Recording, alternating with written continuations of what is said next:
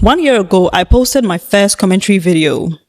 It was about Patapa. If you don't know, Patapa is one of Ghana's biggest hit makers.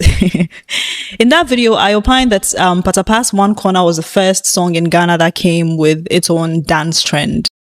Like the first song before TikTok, that came with its own dance trend. But I was wrong. It was actually Azonto.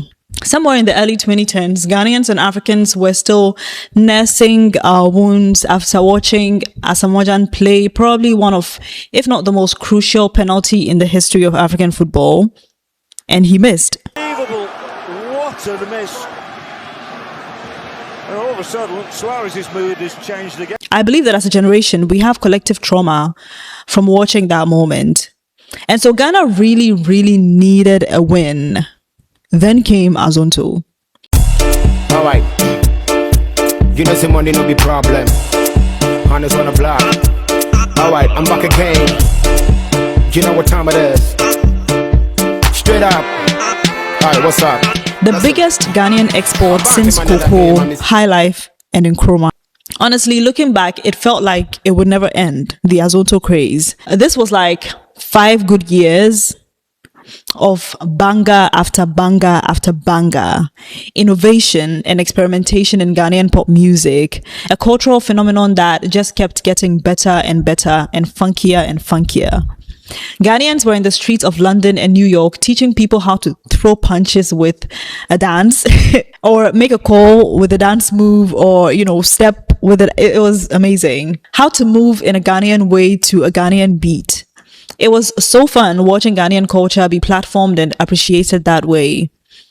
And then it all just went away. It just went. Or did it? What happened to Azonto?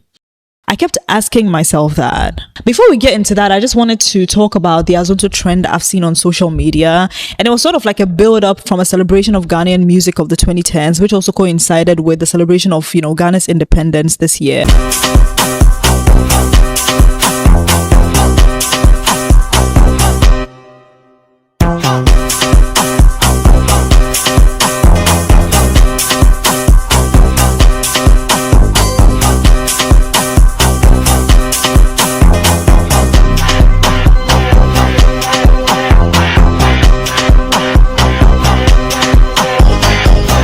I see this growth for appreciation for, Ghanaian music, like this newly found appreciation for Ghanaian music among this generation as sort of like a result of us slowly going against the grain of the saturation of foreign music from, Nigeria and South Africa, low key. The truth is that Afrobeats and Amapiano have been the ish for a while now, and globally they have really, as genres, have established themselves pretty well in the music industry.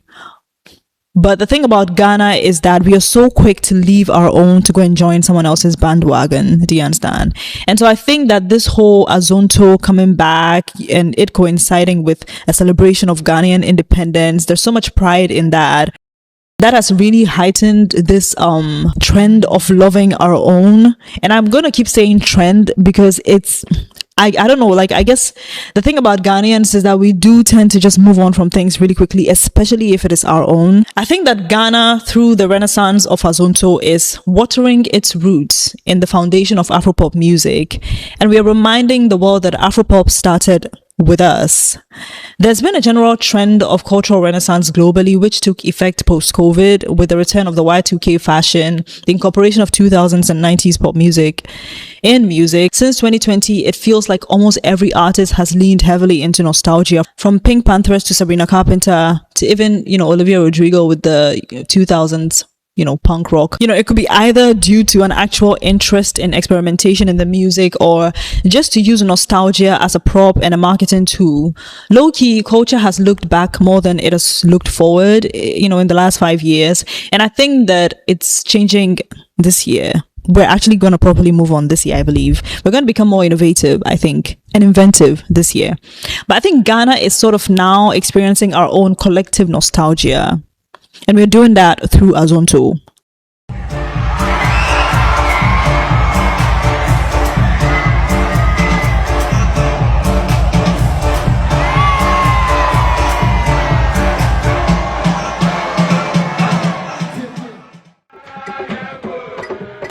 The origins of Azonto. When we were kids, we used to sing the song Azonto, pay, abodam, pay. I don't know where it came from, but I remember it was before Azonto happened. I grew up thinking it was one of those folk songs or just songs we used to make up while we were playing outside, like change your plate, teacher open ma, change your plate, teacher open ma, gonna walk it. That song, the Azonto Jiggy Jiggy Pay, it was the first time I heard the word Azonto. That was in the late 2000s. Azonto had not become a thing yet, but that is how I knew that that word was part of like the cultural lexicon of southern Ghana.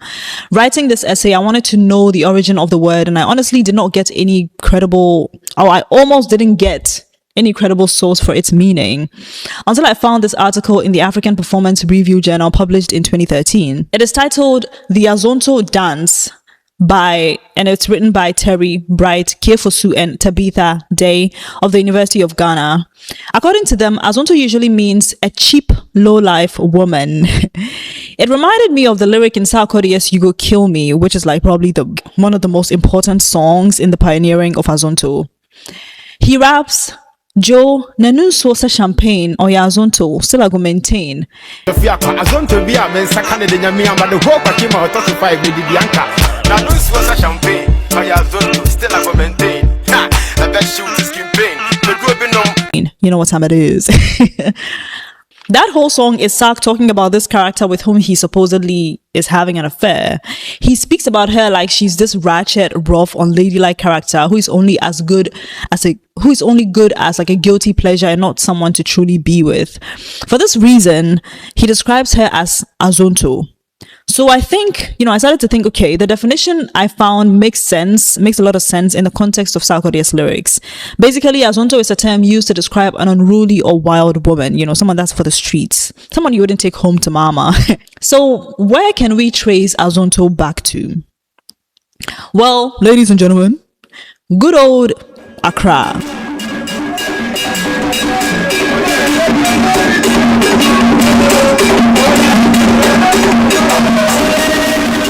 Azonto originated from the Ga tribe. The Ga people are one of the most prominent tribes of southern Ghana and I think Ghana in general. They are situated in the eastern coastal parts of Ghana, mainly the capital, Greater Accra. Azonto is popularly associated with the Kpanlogo dance and its music. Traditionally performed by the Ga people, it emerged among the youth in Accra in the aftermath of Ghana's independence. So I guess like the trend or the culture of celebrating and, using dance music, the culture of using Ghanaian dance music to celebrate our independence and our sovereignty is actually not new. Kpanlogo as a dance is sexually suggestive, so much so that there were reports of people being stopped from engaging in the dance by law enforcement during its early days. A fun fact I found about Kpanlogo is that its originator is actually identified as a man named Otu Lincoln. According to a website called GhanaGoods.com, Lincoln obtained the name Kpanlogo when he used a new beat he was creating to perform an old Ga folktale his grandfather had told him about, which involved 3 Ga princesses, not three. Their names were Kpanlogo, Alogojan, and Mmamma. While the Kpanlogo dance is mostly credited for Azonto, the Apa dance is probably a better parent to the dance itself than Kpanlogo, I think. The Apa dance is also another indigenous Ga street dance which involves interpretive movements to communicate a message, whether that message is from the lyrics of the music or just from whatever you want to say to the world or whatever it is that you want to communicate with your body. First step is a step. You can move to the right, to the left. You can even freestyle when you step. Put your hands in the air and you rap. So go. Twist your fingers, you can wave and say hello, low. Make a fist and you can hit them with that blow. No balance, that's how you do. So let me see you go. QB taught me this. Nobody wanna see you rising.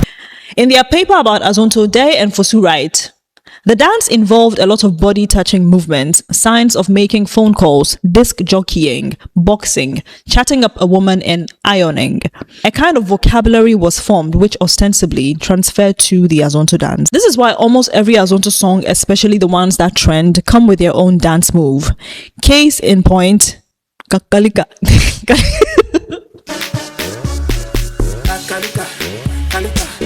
Katalika, Kalika, Katalika, Kalika, Katalika, Katalika, Kalika, Katalika, Kalika, Katalika, Kalika, Katalika. Now, while Azonto dance descends from the Akpa dance, the Azonto sound is what best represents Balogo and the music surrounding it, I think. The sound. Balogo ya de papa. Balogo ya do. Back in the 2010s, most of us thought of Azonto as a type of dance. We thought it was like, oh, it's just a dance move. Even one of our most popular Azonto songs represents it as a dance and takes you through the moves needed to pull it off. In Azonto by Fuse ODG, he basically describes Azonto as a dance with interpretive moves. See, I just came back from Ghana, really? And I want to share this dance that everyone was doing over there. QB tried to show me how to do it. Azonto dance is the movement, so when you jump on the floor, better use it. First step is a step, step. You can move to the right, to the left, left. You can even freestyle when you step, step. Put your hands in the air and you rep, rep. So go, go, go. Twist your fingers, you can wave and say hello, low, low. Make a fist and you can hit them with a blow, blow, blow. No violence, that's how you do Azonto. It wasn't until maybe 5 years ago when I was making an Azonto playlist that I started to really appreciate Azonto as a music genre. Around that time, I had been listening to a lot of Jama and Soloku music, and that's where I started to hear the origins of Azonto. Limiting Azonto to just a dance move is like saying Amapiano is just a dance move. What is the dance without the music? In 2021, the self-proclaimed king of Azonto, Ghanaian musician Gasmilla, said in an interview, and I quote, "Azonto has moved through all the phases of creating a genre. Hip-hop was all about dance back then, and soon a sound was created for the dance. A genre was created out of the dance move." So how did Azonto come to be? The earliest recorded mention of Azonto in music is in a song by R2B's titled Azonto. Azonto, na mesau,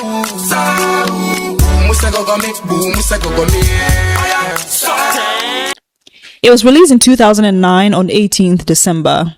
Is it weird that I actually know that is Kwesiata's birthday? Like, whatever. When I found out that the first time Azonto was mentioned in music, as far as we know, is in an R2B song, I can't lie, I was quite surprised, pleasantly, because even though R2B's was one of the more prominent artists of the Azonto era, I don't think they made a lot of Azonto songs. If anything, I'd argue that R2B's were slightly, they went slightly against the grain in their sound, like just a bit. So I wanted to track the genesis and growth of Azonto through the hit songs of that time. If you ask me what is the first Azonto song you ever heard, I would tell you it's this song. They don't make you go so far. Your body go tire. Every day she dey walk out. She know they tire. Every man feel your man. Get out of one why you be sense By is this song Martha by Rough and Smooth. At that time, Azonto had not yet really taken off. The term was not even being used at the time. Martha was released in September of 2010. And the first mention of Azonto in a song we would have would, well, not the first, but like the time Azonto would start becoming a thing in 2011. So how did Azonto come to be? I'm going to examine it through the different songs that trended during its time.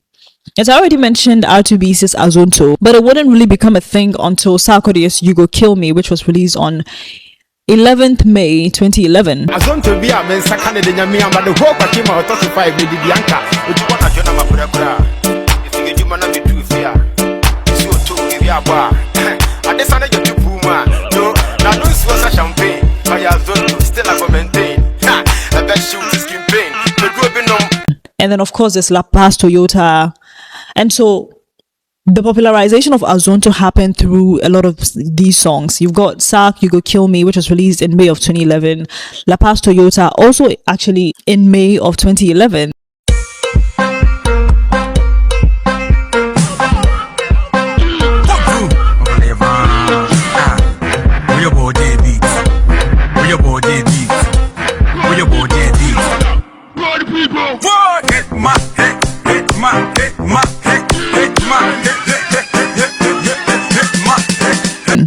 interesting. Gasmila's Abo Datwe, which was also released in July of 2011.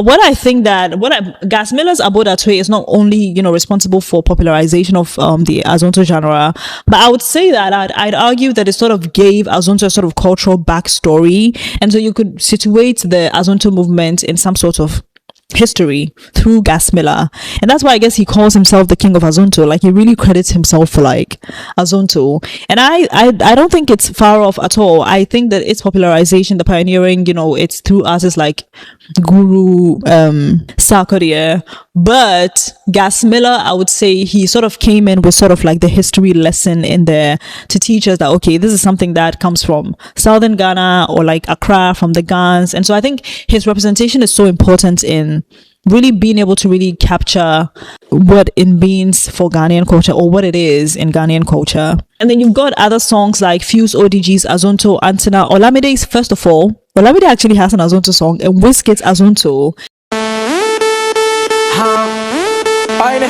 What happened? It's okay. It's okay. Come on. Come on. I'm a gay sort telling me what I know. I'm traveling about the world to chill. I've never seen a girl like this before. Which brought the genre some international exposure. Few starts off the song by saying, so I just came back from Ghana and something. QB told me how to do this is the dance and this is how it goes. Nobody want to see you right. Now, I wouldn't credit these Nigerian artists like Olamide and Wizkid singularly, not necessarily, but I think especially around that time, the early to mid 2010s, there were a lot of like collaborations happening between Ghanaians and Nigerians musically. And so we even had Ghana Meets Niger at that time. It was this show where Ghanaian musicians and Nigerian musicians would, you know, sort of like a face off.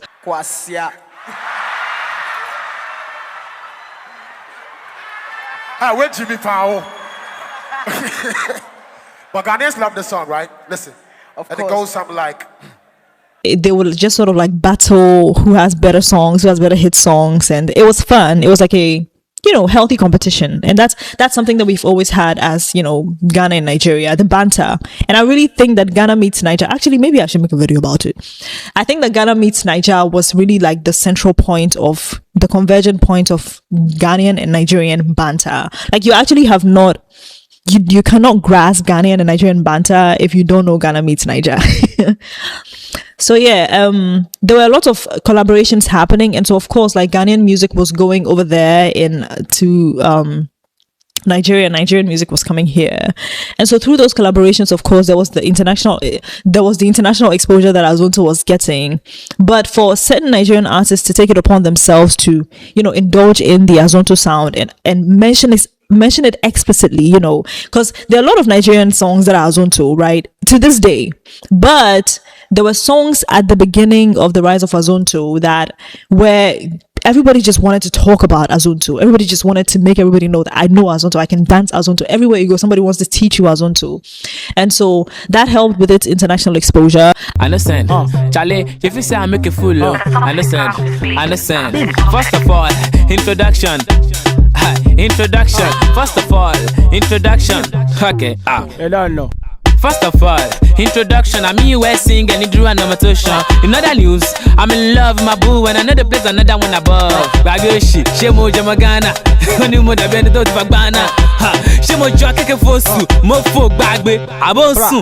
Now we don't control the whole arena. Either we there for Nigeria or Ghana. I think I have to give Qualms and Flavor their tens. They weren't there in the very beginning, but I do think that as the sound was evolving, they definitely came and took it up, added to its international exposure, I would say. But yeah, when I think Azonto and international exposure, I really think Fuse ODG first, right? And then a lot of our other artists who were able to go outside and perform, and Nigerian artists that we collaborated with that then, you know, took the sound outside of Ghana to Nigeria, which is like the biggest music market in Africa. But I wanted to talk about what I think is the most underrated Azonto song. Go Go by Sarkodie.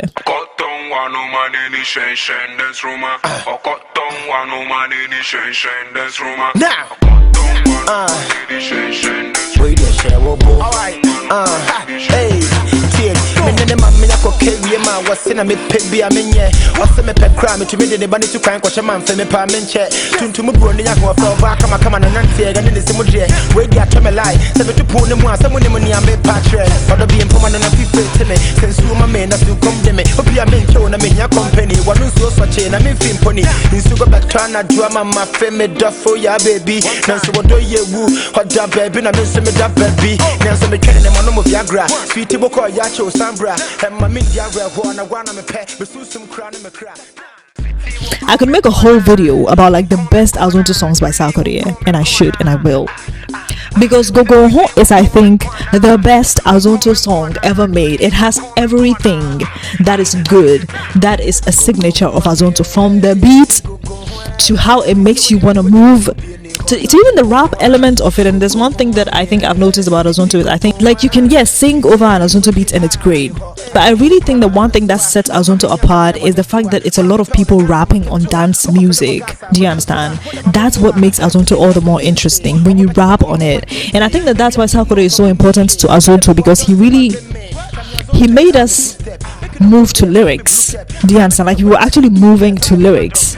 It was, I mean, it's incredible. And so Go Go Ho, in my opinion, is just like just the perfect mixture of everything that makes Azonto beautiful. And so Go Go Ho for me is the best Azonto song ever.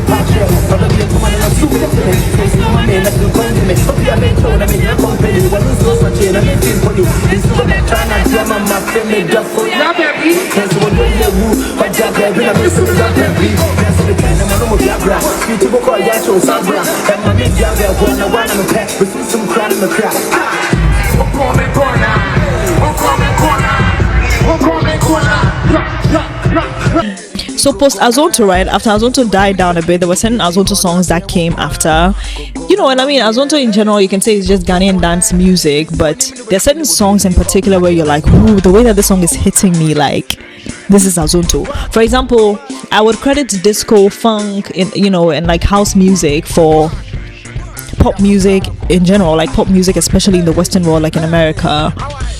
But when you hear disco, you know that this is like disco.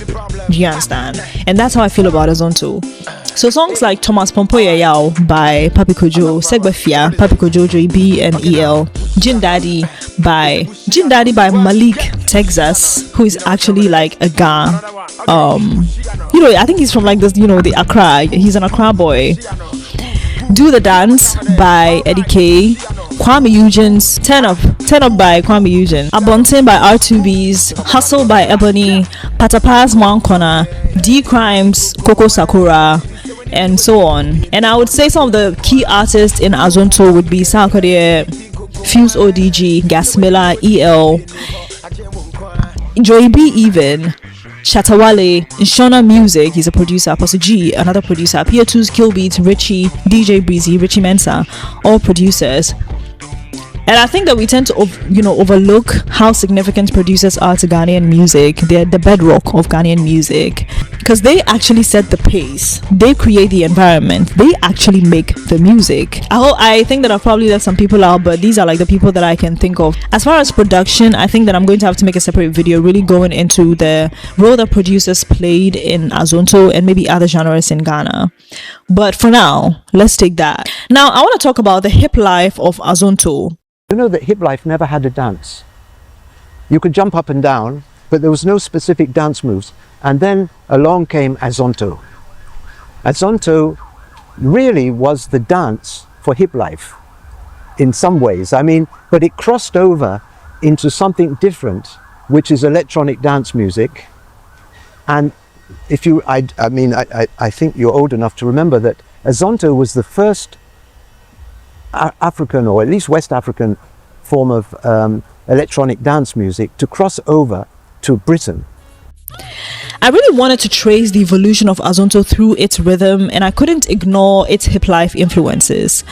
The rhythm of Azonto has always underlined Ghanaian music of all forms, from gospel music to street music, also called morale music, that's Jama, and hip life, even high life. If you don't know hip life, it is a genre of Ghanaian music that infuses hip hop and high life and other indigenous Ghanaian sounds, and it emerged in the late 90s. It was basically Ghana's version of hip hop. I used to think of hip life very technically. It should have rap, hip hop beats, and high life, But I've come to learn that some more rhythmic, dance heavy music were also considered hip life. Like almost every form of art, after a certain point, genre stops being defined by its technical element, and instead its identity is rooted in the soul it evokes and the culture it curates. Actually, genres are actually just a marketing. Genres are basically just used for marketing. Genres make marketing easier. So many sounds that were more rhythmic and less hip-hoppy, especially in their production, emerged in the 2000s, pioneered by producers like JQ, Apietus, and later on in the 2000s, Kewa, Richie Mensah. Hip life has two types of beats in my head. The Hammer Last 2 one, which is more hip-hop than it is high life. So you find that productions like his have rappers really spitting their hardest bars. Killer cut, blood, killer cut. Killer cut, blood, killer cut.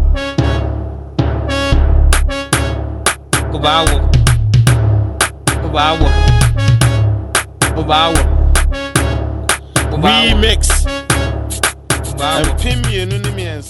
And you've got the more hip life leaning sounds, which have the indigenous Soluku and Jama sounds. Those are more groovy, even when they have rap, or especially when they have rap in them. Azonto is basically the rhythm of this song sped up.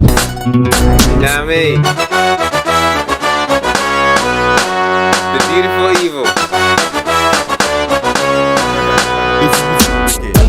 Now you were mother side, no power father side, hey, yeah, Shenu, Esewala, Crowd, Minko music is up, check it. Water let all your guys, schedule them sway in the slide. When I'm no chima bisa why, on fire, won't in Hawaii. When I will a girlie, what they could do, Allah, you won't need him. That's a hip hop leaning, hip life song. And then Azonto is also in this song. I am my shorty, I am my shorty, I am my shorty, I am my shorty,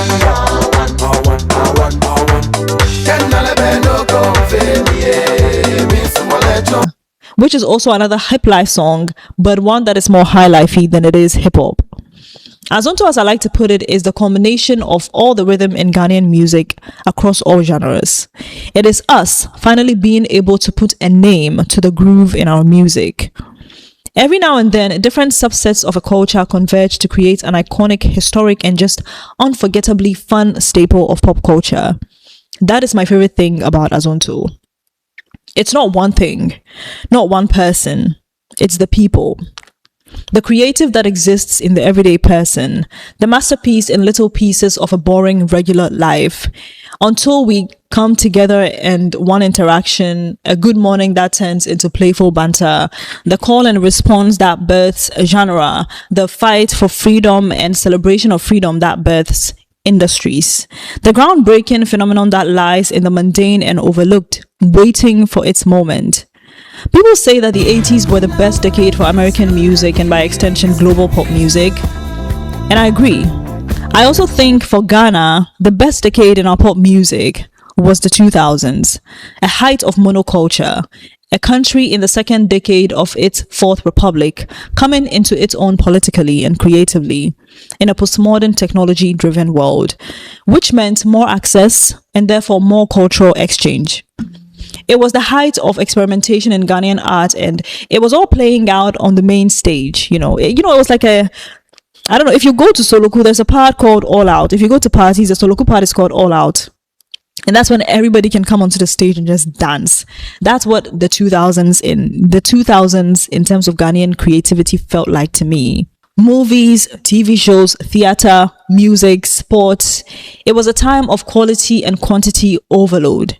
If you were raised in the 2000s in Ghana, you were really fed the best of entertainment, in my opinion.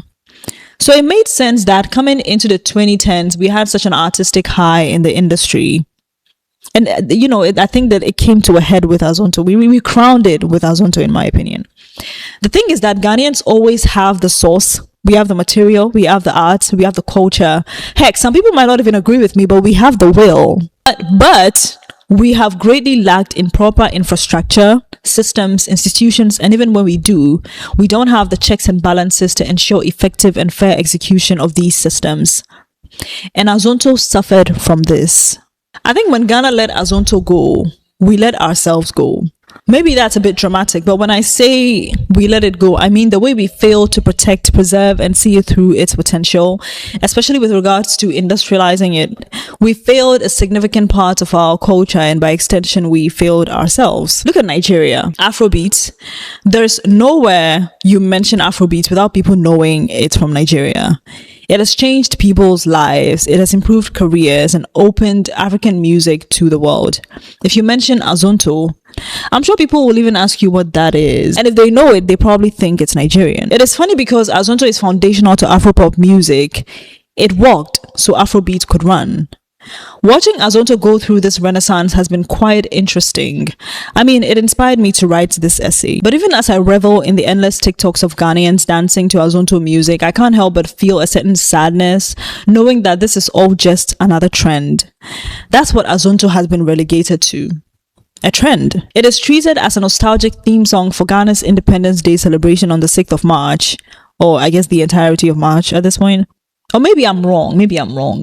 Maybe Azonto has a new face, a contemporary rebrand in the form of, drumroll, Ghana piano. Yay! Kind courtesy of the musical duo Dope Nation. Dope Nation released an album to launch this new genre they have dubbed Ghana Piano. It is a fusion of Ghanaian sounds with South Africa's Amapiano. In their own words, this is why they made this album. Started with Boza. If you listen to Boza too, there are elements of Hamas tunes in there. Yeah, and what we are trying to do is we are trying to churn a new sound. Okay. The name of the sound is Ghana Piano. Ghana piano. Yes. The Niger people won't be happy. Why? Yeah, they said they are the ones that have made Amapiano what it is today. Didn't you see that whole back and forth on Twitter? We did. Yeah, but this is not to fight anyone's intellectual property. You know, we are just trying to give credence to everybody, and at the same time try to churn a new sound. The reason why it's Ghana is because we are taking old and new sounds from the Ghana culture as in musically, and we merge it on the piano. So if you listen to Boza, you hear these elements and it's on the piano. That's why we changed the name Ghana Piano. And it's not because we just we woke up and then we came about with the name. We have friends who are producers in South Africa that actually opened their doors to us, their workstation, and we saw how they made their beats, learned the elements, and then decided to make this type of sound. So if you realize, you can hear the Amapiano instruments, but it's like it's a Ghanaian sound. And I listened to it. The Ghana Piano album is an Amapiano album made by Ghanaians. Don't get me wrong. I definitely hear the efforts being made to blend some Ghanaian sounds into the Amapiano of it all. But where is the genius in that? Like, I understand you can make something yours by infusing your own new ideas and identity into it, but this feels unearned. It lacks the weight and substance to propel it to the level of innovativeness that would deserve the culture's indulgence.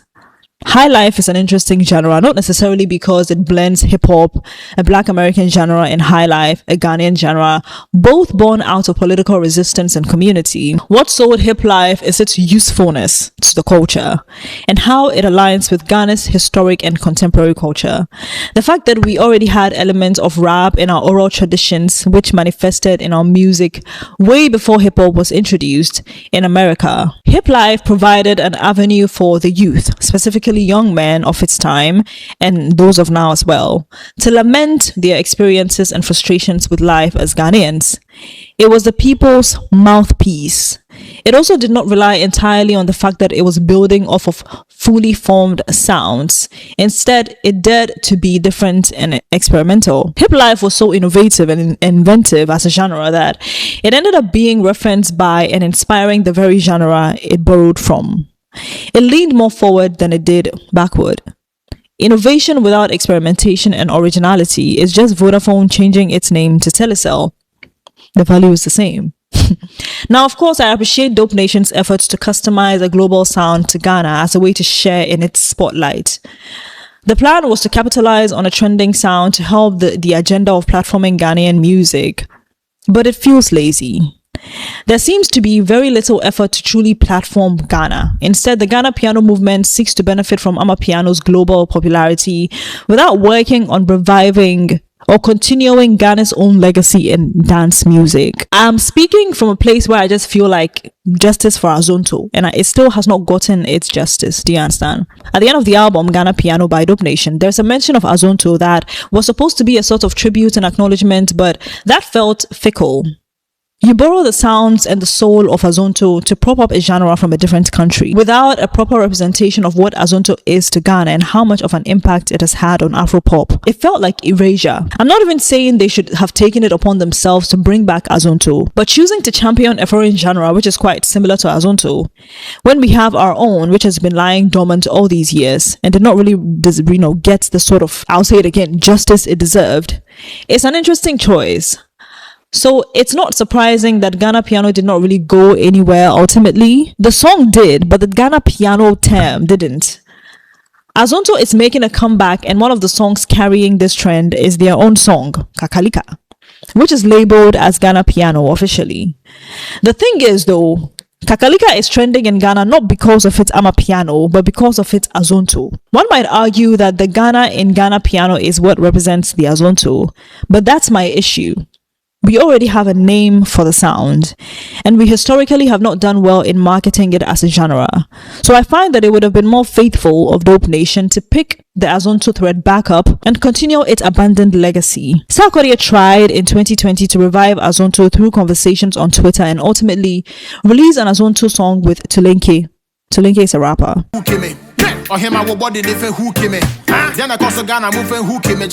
It didn't work. It was at the height of COVID-19. No one was outside. People just were not ready for the kind of energy that Azonto requires back in April 2020. We just weren't on that wavelength culturally. We wanted to be home, okay? We were wearing nose masks. People were dying. And see, it took 5 years later before the people revived the genre themselves. And there are a few reasons why.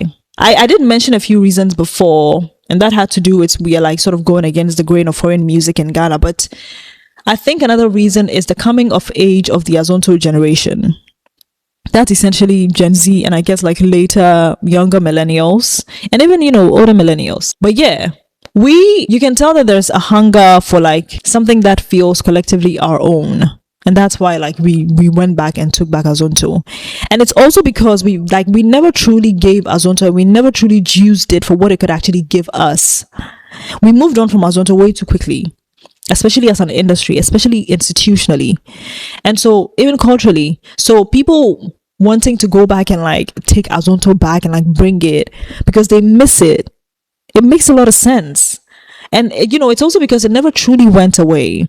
But with like the popularity of these Azonto songs, these new Azonto songs, and people just going back and then Ghana Month, it all comes together. And then you have a generation that grew up on Azonto, but did not really, we experienced it, but the fact that we moved on from it low-key, it felt like we did it bad, like we didn't give it what it deserved. I also think that, and as some people have said this, that regime change in Ghana has made it easier for people to feel celebratory. Deny it, whether you like it or not. There was a certain gloom that just hung over the Ghanaian sky, especially in like the towards the end of the NPP regime. That was like between, I would say, 2022 and 2024. Everything just went downhill, especially spiritually for Ghanaians when E-Levy was passed.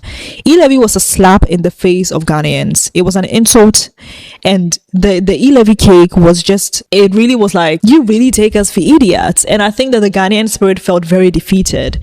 And so for like the next couple of years, we were just biding our time until we could finally go and use our Kokromoti power just to get some like feeling of sunshine. I remember 7th December 2024 when it was, it started to look like we had, and the thing about the NPP and the NDC is that people did not care to bring in the NDC as much as they just wanted to get rid of the NPP. Like, give us a break. Like, people just needed a break from like the depression. It was really like a great depression. The economy was bad. You have politicians playing in your faces. You have, a generation that is coming of age that is struggling to save money, to make money, to like build any amount of wealth. People just felt defeated, right? And so there's a feeling that spiritually something was taken away from us as Ghanaians, especially as young Ghanaians. And I think we are sort of taking back that power and stepping back into our soft life, because Ghanaians are very soft. Like, Ghanaians like soft life. We're stepping back into that through Azonto, and we feel like it feels like we've earned it. We fought for it. This moment in time when we are celebrating, it feels like we fought for it. Now, people resonate more with Azonto than they do Ghana piano. And what's the saying? If it's broken, don't fix it. Especially, except you just wanted to sell Ghana piano not to Ghanaians but to the world, which is fine. But you cannot sell. Look, you cannot sell anything Ghanaian to the world without selling it to Ghanaians first. I think if it can't be sold to Ghanaians, it can't really be sold to the rest of the world, low-key. What is wrong with Azonto, our very own genre of dance music, that we need to give it a whole new name, derived from another culture's identity in order to sell it? Where's the marketability? Where's the pride? Where's the heritage? Slapping the name Ghana onto it is not enough to define its Ghanaianness. We have an obsession with shiny new things. We'll jump on anything if it trends long enough. I remember when there were suggestions that Black Sharif named his style of music, and I was like, what style of music? Asaka, hip life. Let's talk about sustainability when it comes to Azonto, because that's the problem we have in Ghana. The reason why I have sort of gone in on Dope Nation is actually because I really feel like they almost single-handedly kept the Azonto sound alive in the mainstream in the late 2010s and now in the 2020s after it died down. Now, of course, there are artists who make an Azonto hit song every now and then, but Dope Nation have consistently churned out a banger after banger in the Azonto genre. So I always saw them as the like leaders of Azonto of the new school.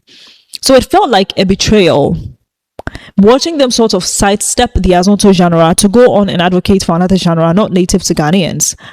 I know I come off quite sentimental, but that's the point of art. It allows us to be a bit more subjective, a bit more emotional, a bit more prideful.